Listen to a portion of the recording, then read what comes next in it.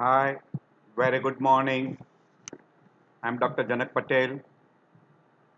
I'm a general physician. I'm not an endocrinologist.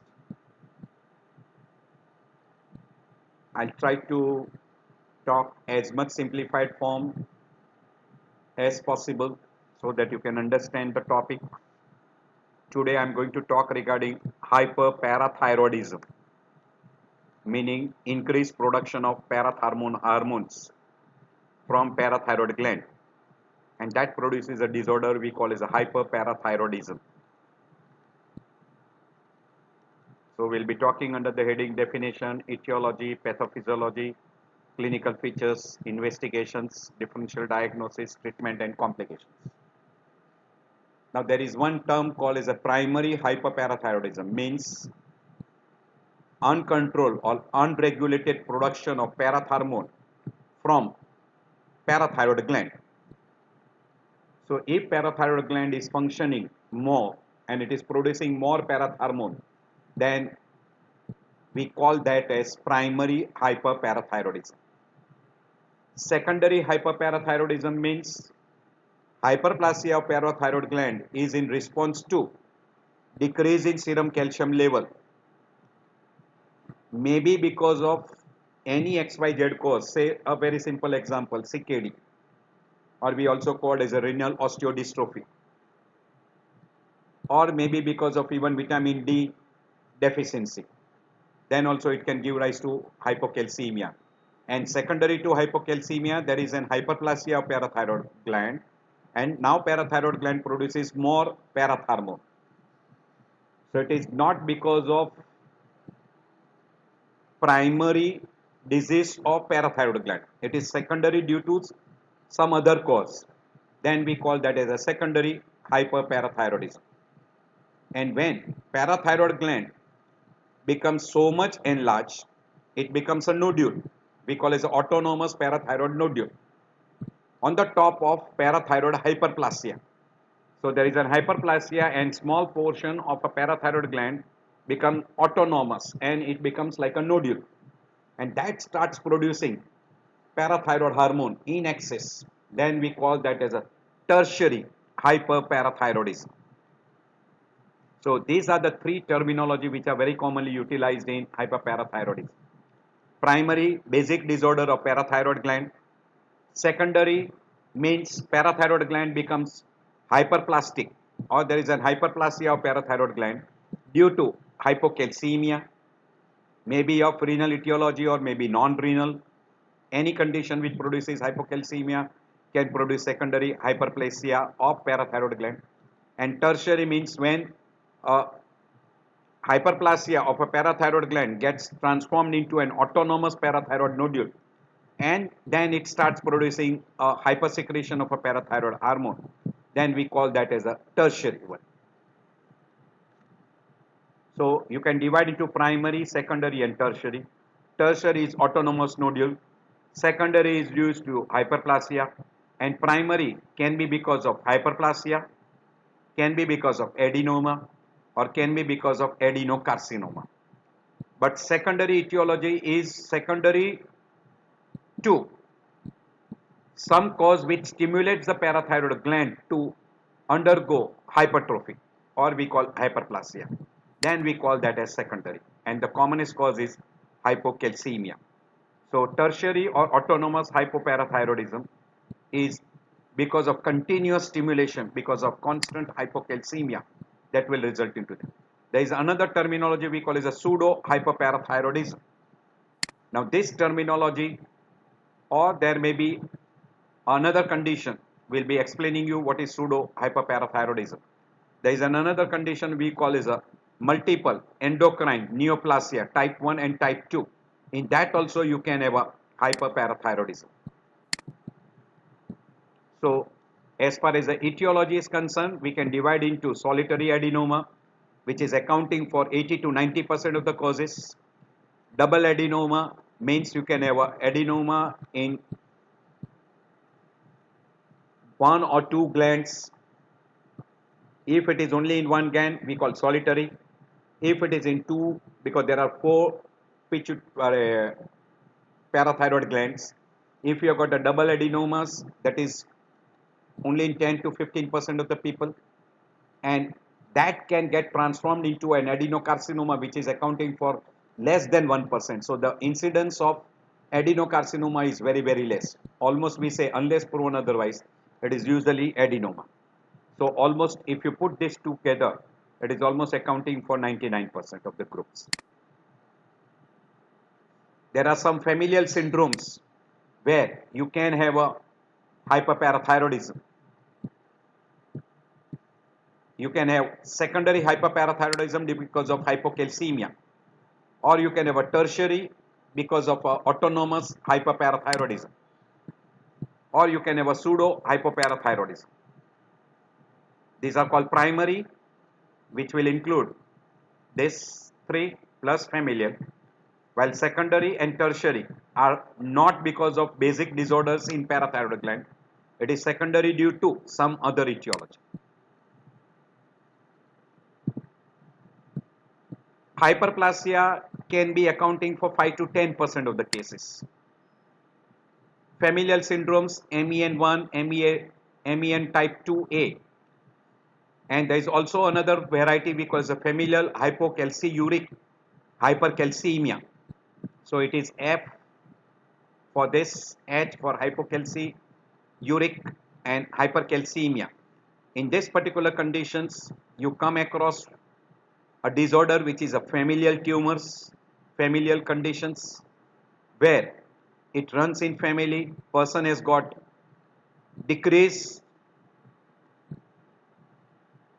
excretion of calcium by kidney, and by which it produces hypercalcemia, and that can end up with what we can call as a hyperparathyroidism.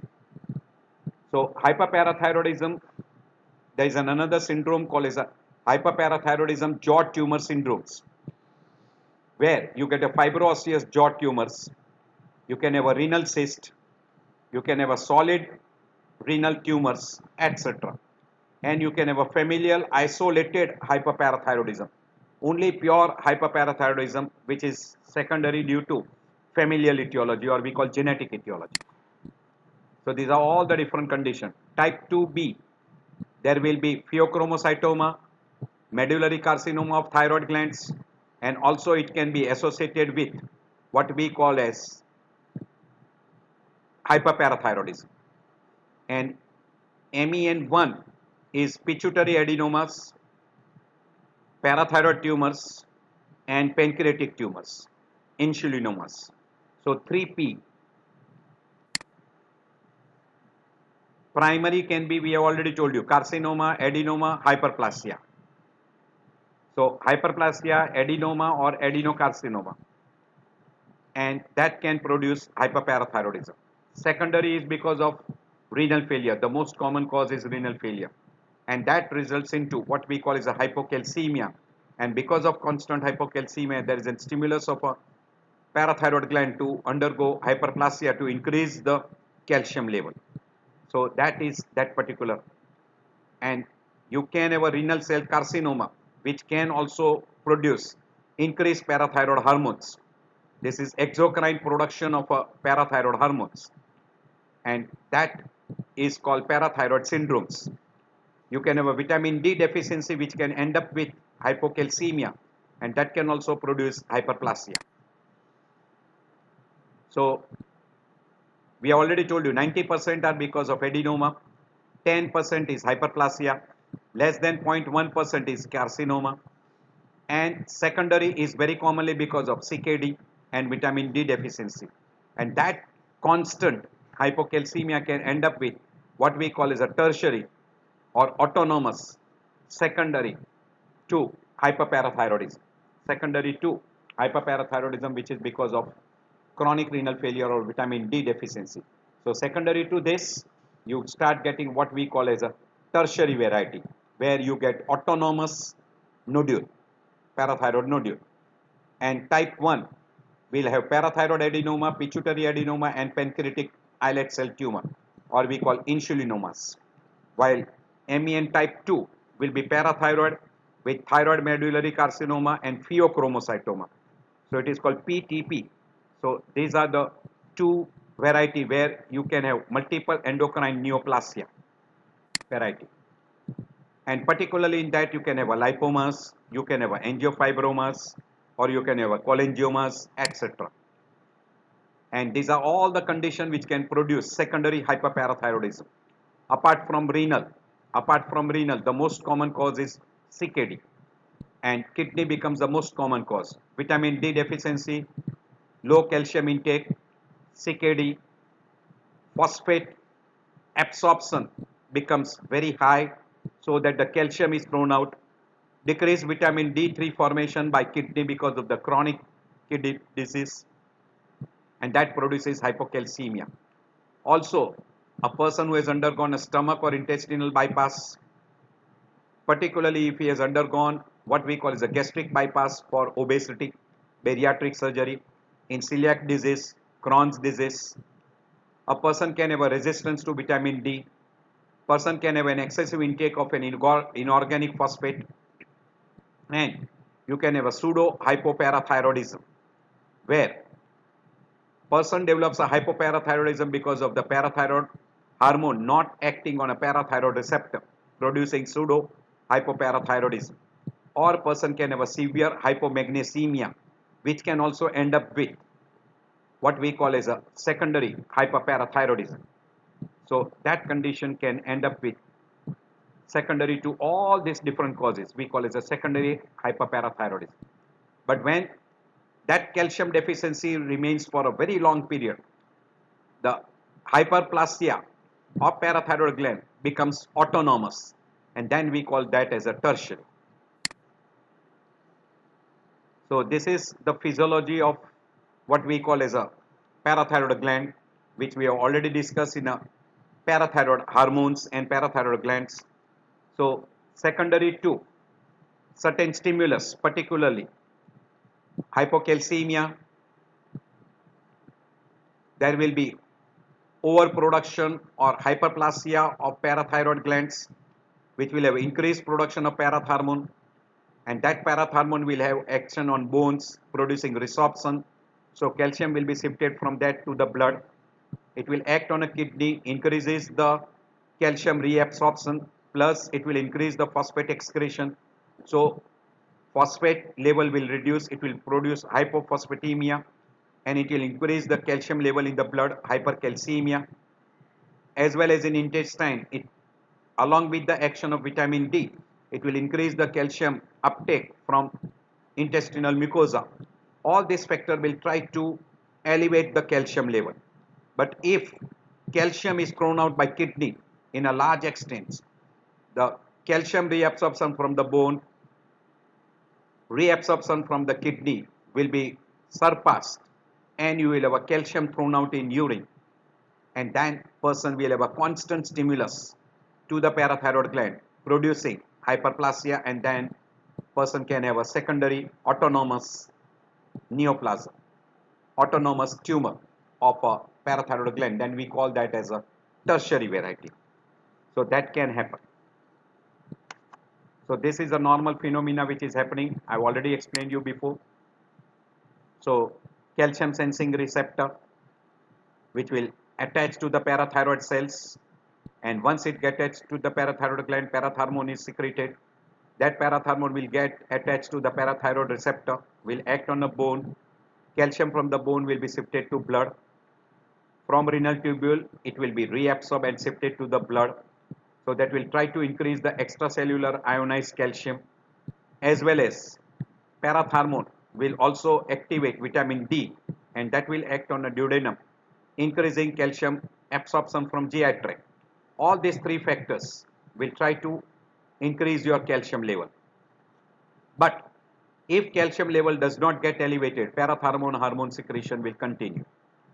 And this particular parathormone, there is one particular substance called parathormone hormone related peptide. Now this particular substance can also combine with parathyroid receptor and produces hyperparathyroidism.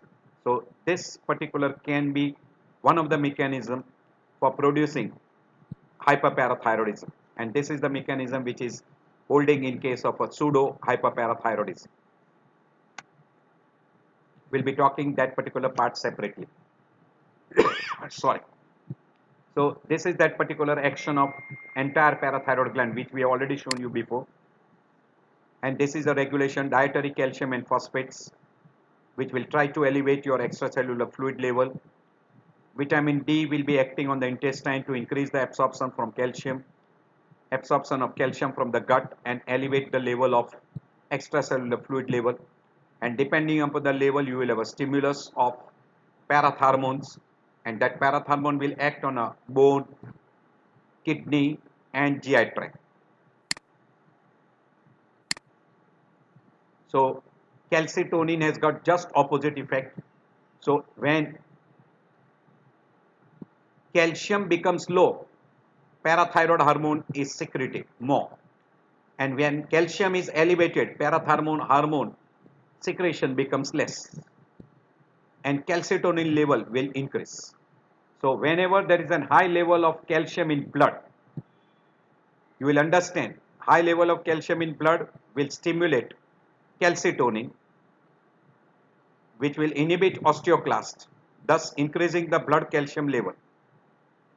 Calcitonin will increase the osteoclast, inhibit osteoclast, thus decreasing the blood calcium level. So as soon as the calcium level is elevated, calcitonin will be secreted. It will be acting on a bone, increasing the osteoblastic activity, decrease the osteoclastic activity.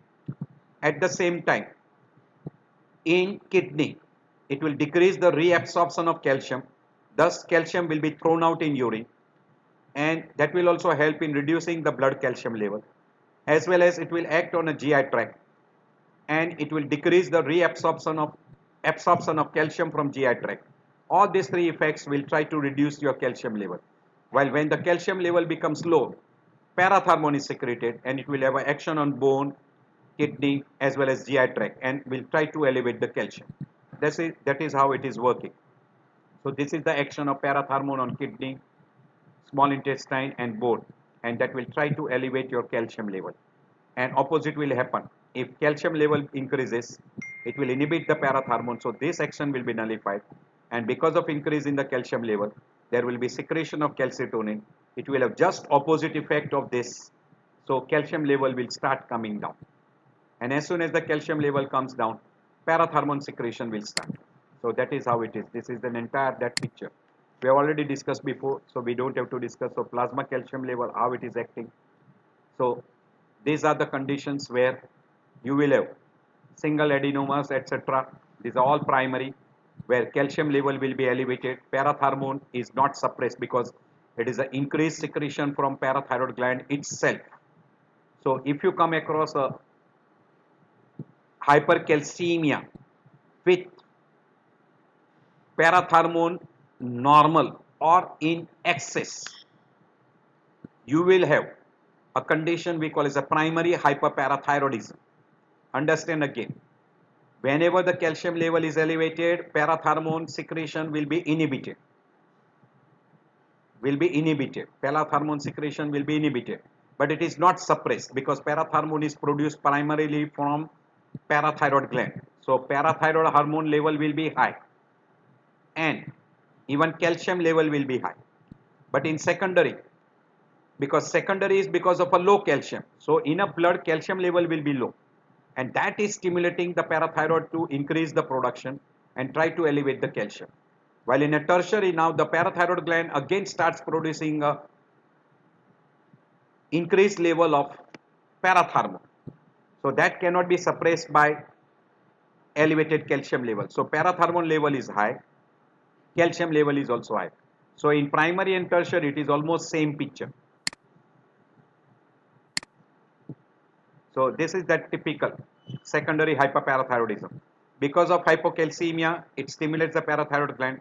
Parathyroid will stimulate the bone, will stimulate the kidney, but this high level of calcium in blood cannot inhibit the parathyroid gland, because this parathyroid gland is constantly being stimulated because of low calcium level, constantly being stimulated because of low calcium level, and that goes on stimulating parathyroid hormones and parathyroid gland, it will undergo hyperplasia, and then we call that as a secondary hyperparathyroidism, and it is very commonly because of CKD, vitamin D deficiency, or phosphate level elevation.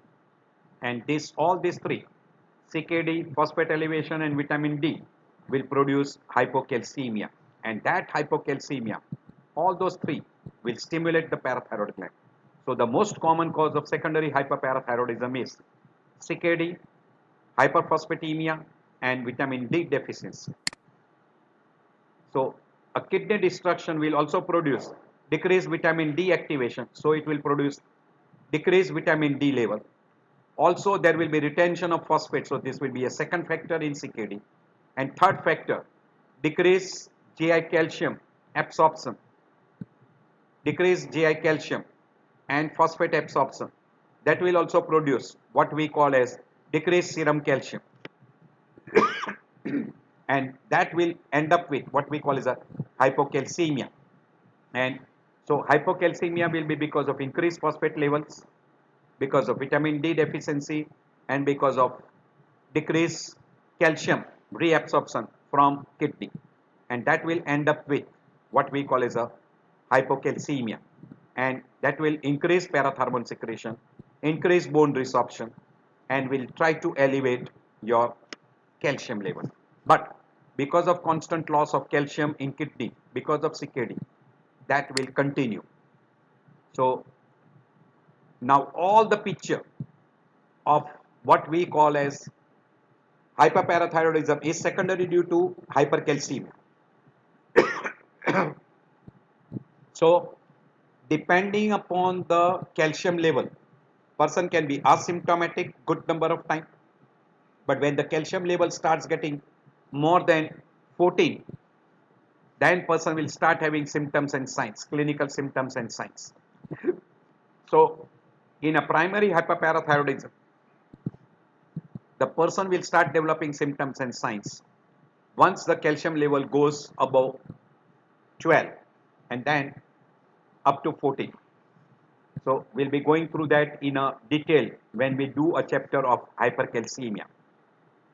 While in a second type of a presentation is a person with CKD will have a symptom signs of CKD plus he will have a hypercalcemia very frequently, and that will result into what we call as a secondary hyperparathyroidism.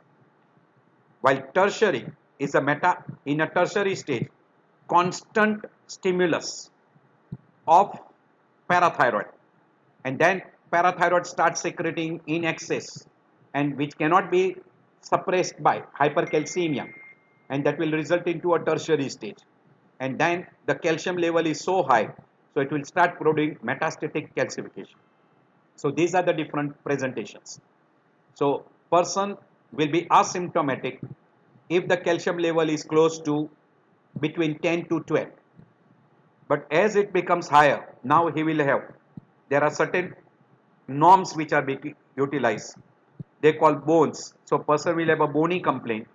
Person will have a renal stones, mainly calcium stones, calcium oxalates, etc. stones, and that will have a stones. So bones, stones, and because of hypercalcemia, person will also have an involvement of the GI tract, that is peptic ulcers, gastric ulcer, and person can also have a pancreatitis, and so abdomen pain will be there. So it is called abdominal groans, and can have an effect on the brain. So that is called psychic moans.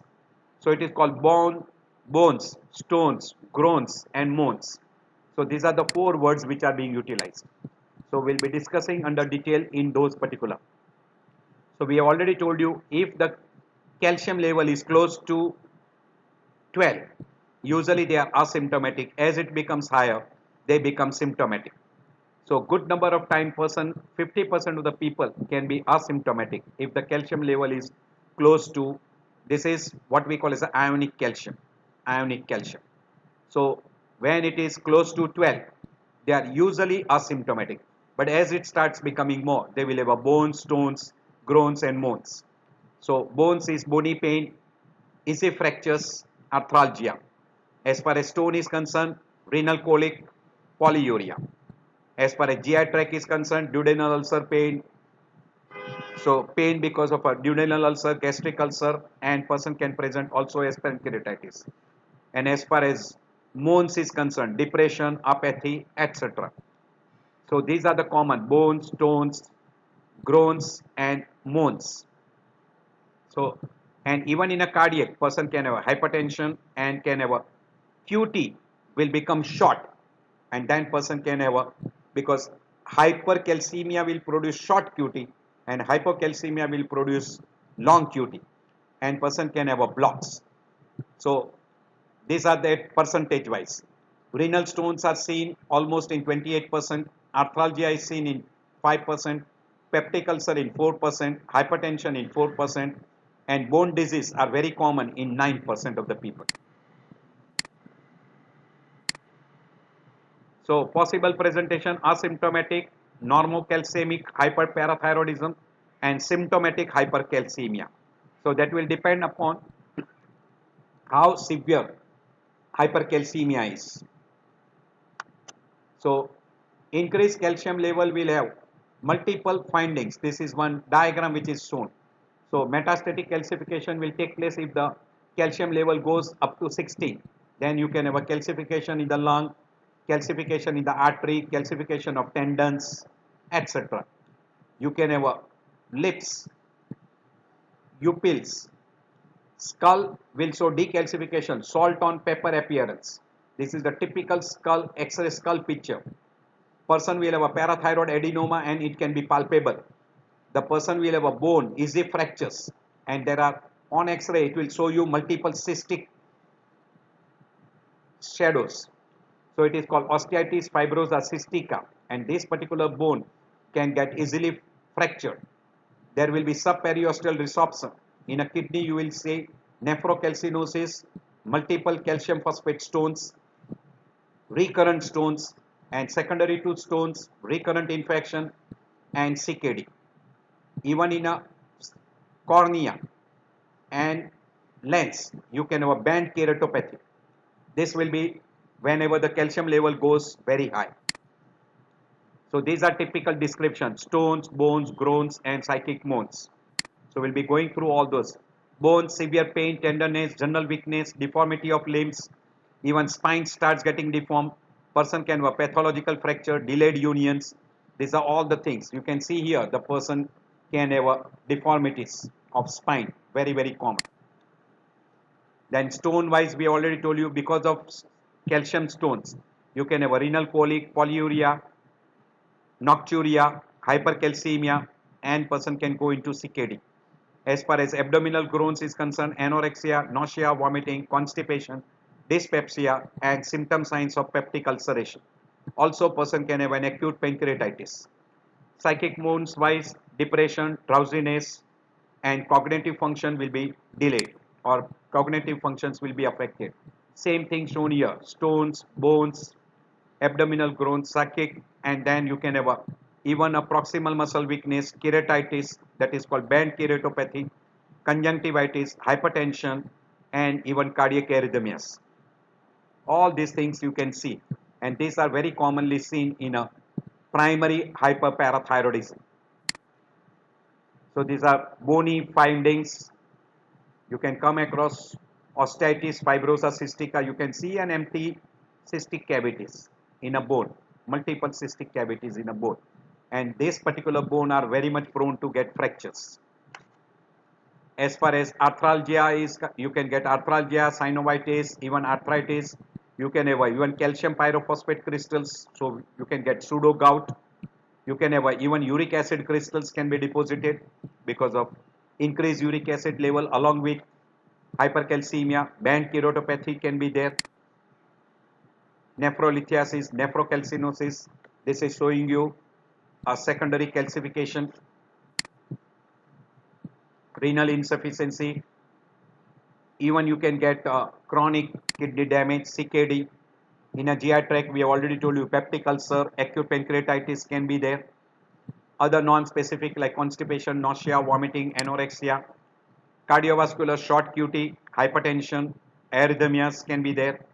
You can have a calcium deposits on a valves, coronary artery, myocardium, even in a aorta, etc. In a psychic, usually depression, lethargy, cognitive functions are affected, depressed moods, and very rarely person can have a coma also. And as far as the neuromuscular is concerned, weakness and myalgia can be one of the symptoms. All those whatever we have uttered is again mentioned separately. Renal, GI tract, central nervous system, neuromuscular, cardiac, etc. Now once you get an hypercalcemia person, how you approach is mentioned in all these different slides. I'm taking this one slide so it will be very helpful to you. Any person who comes to you with a hypercalcemia, now first what you do, if serum calcium level is more than 12, always go for parathermone level. So measure intact parathermone. If parathermone is elevated, it is likely to be primary hyperparathyroidism or familial hypocalciuric hypercalcemia. Very clear? So these two conditions. Now for differentiating this, what you will have to do, you will have to measure in this particular calcium level in the urine, you will have to measure. If calcium level in the urine is reduced, low, then likely to be familial hypocalciuric hypercalcemia. And in that, consider vitamin D deficiency also simultaneously, because in vitamin D deficiency also the calcium level in the urine will be low. If calcium level is high in urine, then it goes in favor of hyperparathyroidism, primary hyperparathyroidism. And then depending upon the primary hyperparathyroidism, now you can go for the study of parathyroid gland like CT, MRI. You can go for ultrasound. Ultrasound is cheap, but if done properly, you can identify. But CT scan will give you an exact idea regarding the size of all the 4 glands, whether there is an adenoma, whether there is an infiltration to the surrounding tissue, adenocarcinoma, etc. can be ruled out. Or you can go for even a radioisotope studies. So that will help you out.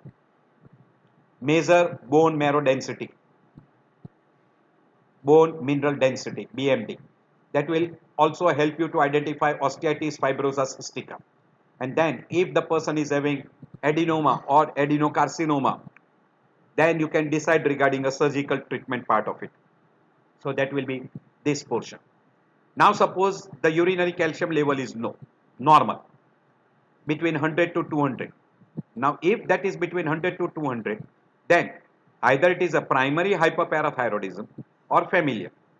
So again in that, what you will have to do, measure 25 hydroxy vitamin D. So if that particular is normal, means this particular is manufactured. Now for that you will have to understand the vitamin D. So vitamin D, what you take, you get vitamin D3. Liver will manufacture vitamin D2 and that will be converted by action of parathermone, and you will have a renal kidney. So parathermone will be acting on a kidney and that will be converting that into what we call as an active vitamin D3, 125 dihydroxycholecalciferol, or we call calcitriol. So that will be there. So now if there is a decreased production of this particular type of a vitamin D, that is we call 25 hydroxy vitamin D. So if that level is low, then chances of primary hypoparathyroidism with vitamin D deficiency is possible. Or there can be familial hypocalciuric hypercalcemia. But if it is normal, if it is absolutely normal with low calcium in urine, understand very well, or if there is an elevated level of parathermone, then it is likely to be familial hypocalciuric hypocalcemia. But if it is normal if it is normal. Another possibility is can be primary hyperparathyroidism versus familial. Then you will have to do a family screening to rule out. And in a family screening, if you find out a strong family history, it will go in favor of a familial hypocalciuric hypercalcemia. So that will be the way you will be approaching here. And you try to differentiate between primary and familial hypocalciuric hypercalcemia. So very simple. Urinary calcium level, if it is low, it is more likely to be familial hypocalciuric rather than primary hyperparathyroidism. Usually in a primary hyperparathyroidism, there will be increased calcium in urine. So very easy. While if it is low, parathormone level is low, then evaluate for non-parathyroid mediated cause of hypercalcemia. Non-parathyroid causes means vitamin D and other conditions which will produce hypercalcemia. So you try to look for non-parathyroid groups which produces hypercalcemia. So try to evaluate that way. So algorithm wise, we already told you clinically, if there is an hyperparathyroidism, you are suspecting, X-ray of bones will help you out. You will be able to diagnose by getting multiple cystic lesion in a bone. We call multiple fibrosis, osteitis, fibrosa, cystica. And in laboratory picture, you will get hypercalcemia, hyperphosphatemia, hypercalciuria, and increased level of alkaline phosphatase. This will be common because there is a bone resorption. Because of bone resorption, calcium level will increase, phosphate level will increase, that excess of calcium will be thrown out by kidney, hypercalciuria, and even alkaline phosphatase because bone is being resorbed. So alkaline phosphatase, bone alkaline phosphatase level will be elevated. And once that is there, you will have to try to find out whether it is primary, whether it is secondary, etc. And for that purpose, you can do ultrasound, you can go for CT or MRI to find out the type of a parathyroid gland. So you can go for a parathyroid level, calcium in urine. You can rule out the kidney involvement by doing a blood urea creatinine, calcium creatinine ratio, etc. and try to find out that.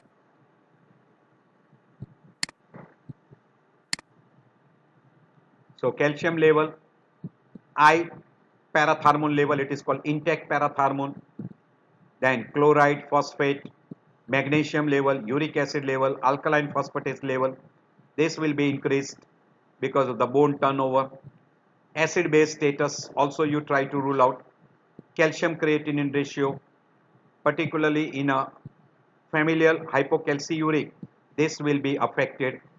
Vitamin D level you try to find out, and urinary 24-hour calcium level also you should try to find out. All these are important to differentiate all the different conditions which can produce hypercalcemia. Because hypercalcemia, one of the major cause is because of hyperparathyroidism. So try to identify that. So these are all the different investigation which you can do. These are bony picture we call. So you will start getting what we call as, because of hyperparathyroidism, bone resorption will be there, subperiosteal erosions, calcification in the bones you will see. You ultrasound of the bone abdomen can show you pancreatic disease and kidney disorders can be identified. You can have a multiple stones, you can have a finding of small size kidney, etc. Ultrasound of the neck will be helpful to identify the size of all the 4 parathyroid glands if done by an expert.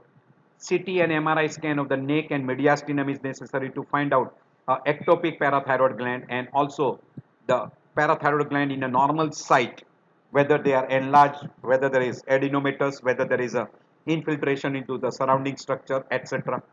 You can go for what we call as a thallium scan or technetium scan, which can also tell you the type of a tumor size, type, tumor size, etc. can be identified.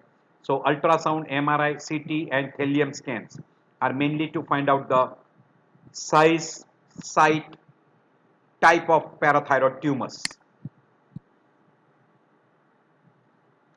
There are some selective investigation which can be done. That is what we have told you. You can go for a parathyroid level from venous sampling, from those venous draining the parathyroid glands. Thallium and technetium scan you can go for. You can go for a SPECT scan. You can do a urinary cyclic AMP level. You can go for an angiography, venous sampling, ultrasound guided biopsy, etc. can be also done to identify histopathology of a parathyroid gland, whether it is adenoma or whether it is adenocarcinoma or it is hyperplasia.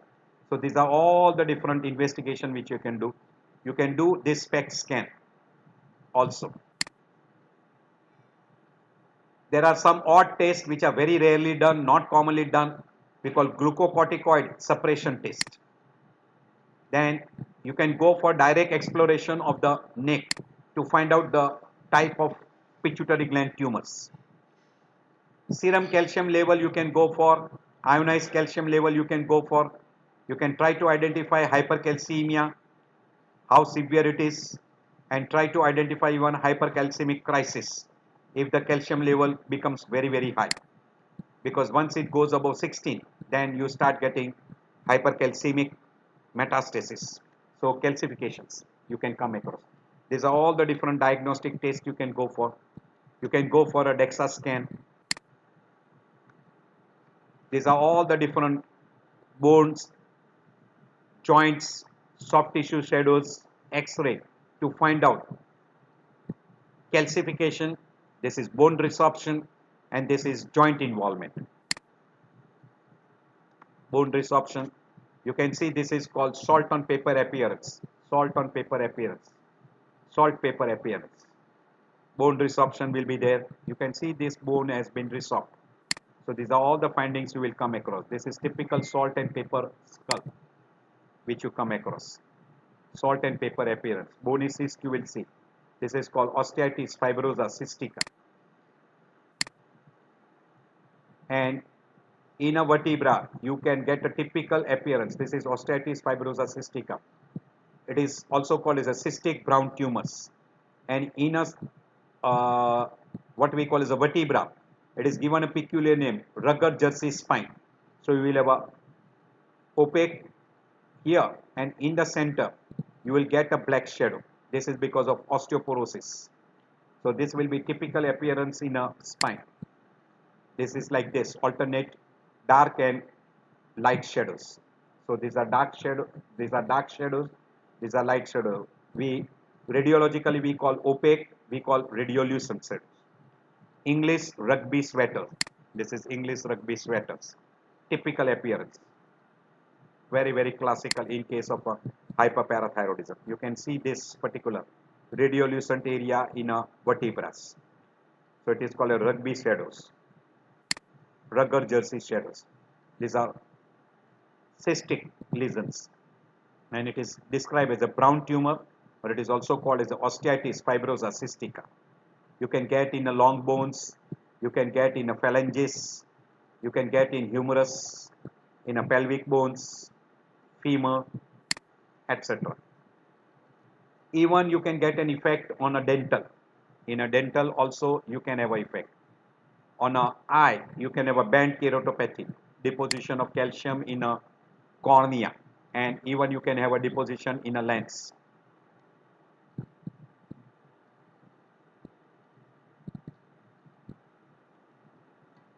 You can have a gallstones involvement. You can have a multiple renal stones resulting into renal colic, polyuria, recurrent infection, even pyelonephritis, and person can go into CKD.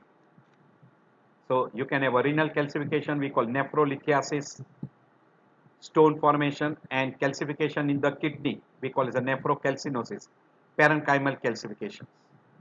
While if you get a calcium crystals forming a stone. We call it a pelvic acyl calcification.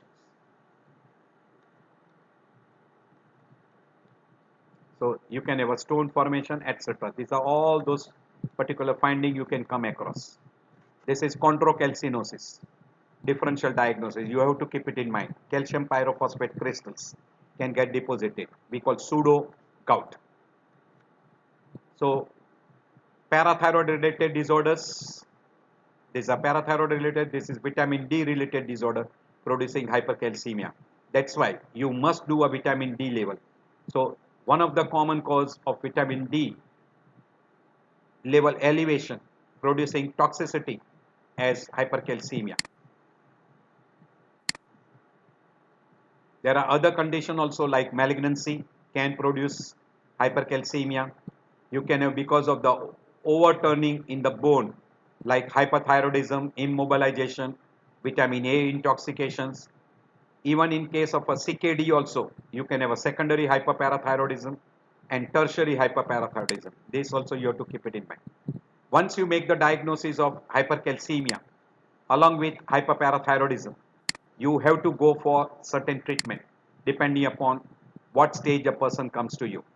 We call as a adequate hydration with a forced diuresis. We call pharmaceutical intervention. So you will have to give a diuretic, loop diuretics, and that will increase the calcium secretion from kidney, and calcium will be thrown out via urine. You can use a particular compounds which will also help to increase the calcium deposition in bone. Calcitonin you can use, and you can prevent calcium release from the bone by using certain compound. So forced diuresis, rehydration, reduces calcium level by using certain compounds like calcitonin, prednisolone, biphosphonate, etc. Steroids inhibits the effect of vitamin D, so you can use steroid to, in particularly a person who has got a hypervitaminosis D. Biphosphonate will inhibit the immobilization of calcium from the bone and will help the deposition of calcium into the bone. So will increase the bone density and also will help to reduce serum calcium level. And calcium receptor agonist will reduce serum calcium level by increasing the calcium receptor to uptake calcium. So these are all the different methods by which you can decrease your serum calcium level, as well as you can do something else also. We call fastest restoration of the bone structure after surgery, particularly in a hyperparathyroidism. One of the treatment is surgical treatment, particularly if the person has got adenoma or adenocarcinoma. You can remove that parathyroid gland, and once you remove the parathyroid gland, you can go for fortified calcium in diet, external replacement or oral replacement of calcium. You can increase the intake of vitamin D3. You can use anabolic steroids. You can use calcitonin. Physiotherapy exercise will help for the deposition of calcium into bones, and you can also go for the massage. These are all the treatment for hypercalcemia when the person gets severe hypercalcemia. Hydration with saline, forced diuresis, biphosphonate, calcitonin, oral phosphates, glucocorticoids, and one more treatment, you can even subject them to a dialysis. So these are all the different materials which can be utilized for treatment of hypercalcemia. And if the person has got primary hyperparathyroidism due to adenoma, then surgical treatment. So surgical treatment is parathyroidectomy. You can remove depending upon how severe it is and how many number of glands are being involved, etc. And indication for parathyroidectomy is severe symptoms. If it is at younger age group, there is a severe decrease in the bone mineral density. Serum calcium level becomes more than 16. 11 is not the ideal indication. Recurrent urinary stones, neuromuscular findings, urinary calcium level becomes very high, more than 400 per 24 hours, you should subject them to parathyroidectomy. It can be total, it can be subtotal, and you can also go for what we call as a total parathyroidectomy with autotransplantation.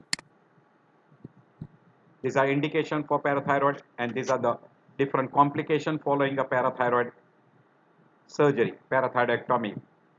Permanent hypoparathyroidism, persistent hypoparathyroidism may persist for 5% of the people. Recurrent hypoparathyroidism can be there. Laryngeal nerve damage can occur, etc. Prevention, very difficult.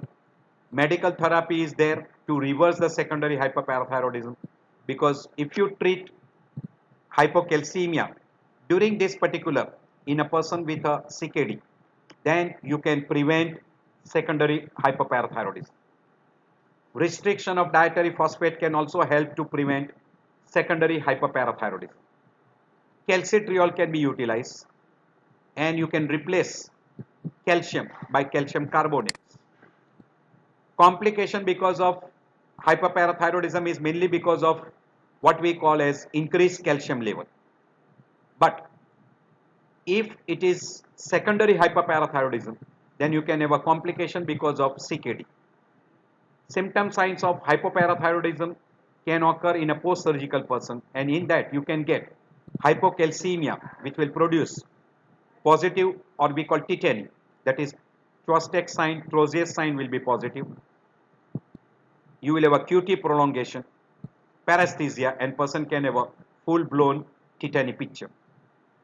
So that can be there. Along with hypercalcemia, you can have hypomagnesemia, pancreatitis, gout, pseudo-gout, renal stones, person can go into CKD, etc. All this can be a complication as a part of hypercalcemia. So sinus bradycardia, heart blocks, cardiac arrhythmias, hypertension, pancreatitis, peptic ulcer, nephrolithiasis, nephrocalcinosis, accelerated vascular calcification, etc. can be a complications. Now here I am ending my lecture. I hope this is simplified for you. This is a condition which you might see sometime. So anytime whenever you see a person of a hypercalcemia, do a parathyroid level to find out whether it is a hyperparathyroidism or not.